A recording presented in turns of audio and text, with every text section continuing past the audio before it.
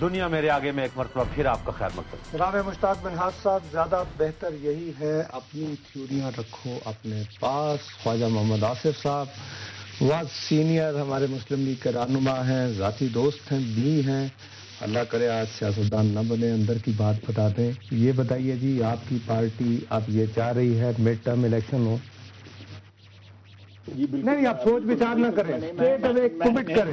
جی میں کوئی سوچ بچار، اسٹیٹ ہماری پارٹی بالکل چاہ رہی ہے جی کہ مڈ ٹرم الیکشن ہو، کیونکہ موجودہ حالات اتنے نصر صاحب بگڑ گئے ہوئے ہیں کہ کوئی امید نظر نہیں آتی ان کے سنورنے کی.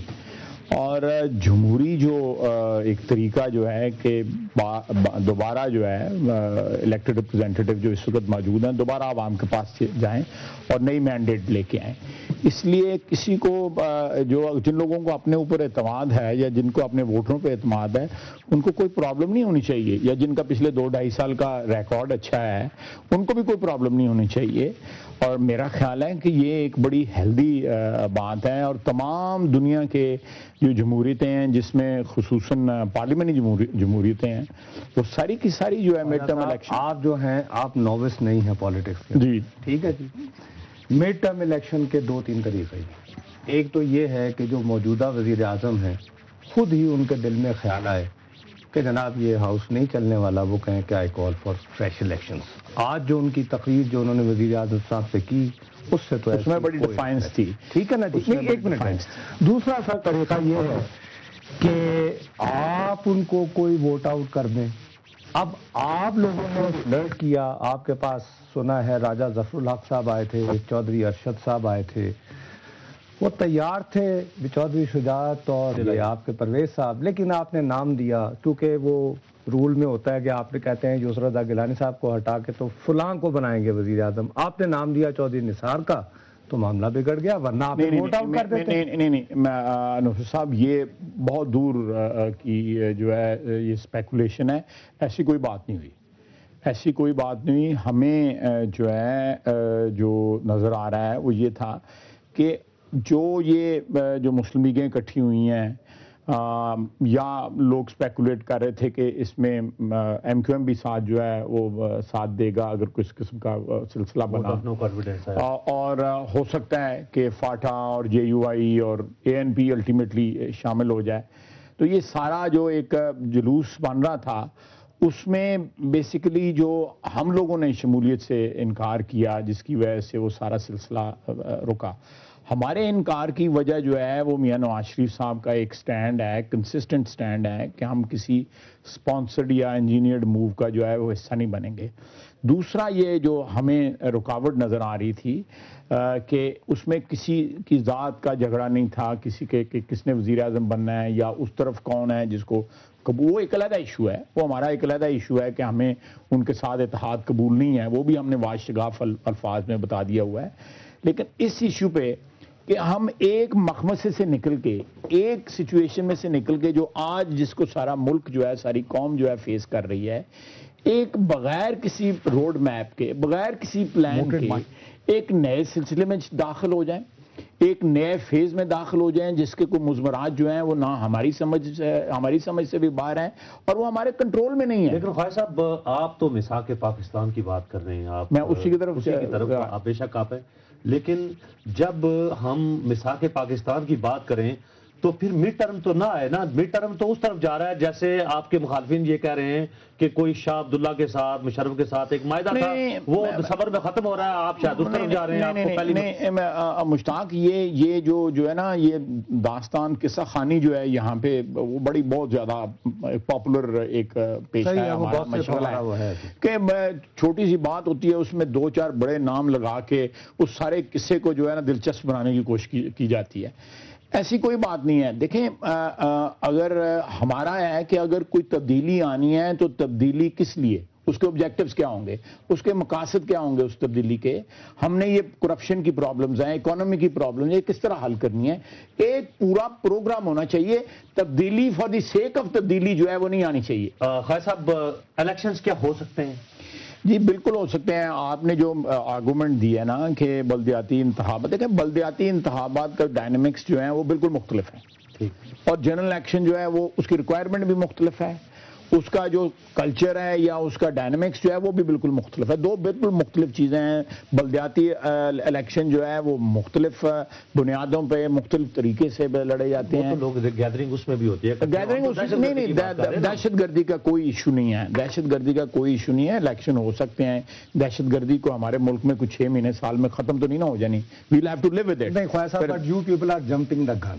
دیکھیے یہ بات تو ہم اس وقت آئیں گے نا کہ جب الیکشن ہونے یا نہ ہونے کی بات ہوگی. میں تو پہلے یہ کہہ رہا ہوں کہ سر مڈ ٹرم الیکشن تک پہنچنے کے لیے خواجہ صاحب میں آپ کو اس لیے ایجیٹیٹ مجھے موقع دینا تو میں آپ کو پہنچا دیتا ہوں.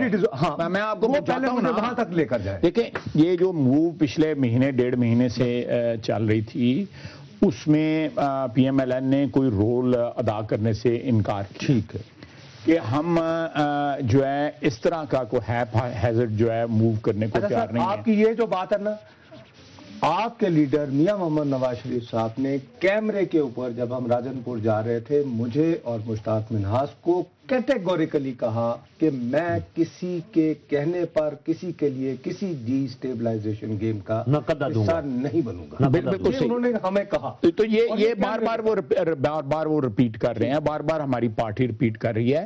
لیکن دیکھیں یہ حالات کا بھی ایک جبر ہوتا ہے, حالات کا ایک مومنٹم ہوتا ہے, وہ کریٹ ہوتا ہے اور یہ ہمیں کسی نئے ووٹ کے لیے جانا پڑتا ہے, مڈ ٹرم الیکشن میں جانا پڑتا ہے. وہ کوئی اس ملک میں موجودہ حالات میں کوئی چیز ان ایکسپیکٹڈ نہیں ہے. میں ایک پرنسپل کی بات کر رہا ہوں کہ آج سے 6 مہینے پہلے ہماری پارٹی کی طرف سے مڈ ٹرم الیکشن کی بات جو ہے اتنے وثوق کے ساتھ نہیں ہو رہی تھی. لیکن آج ہم کہتے ہیں کہ مڈ ٹرم الیکشن جو ہے وہ ایک سلوشن ہمارے پاس ہے.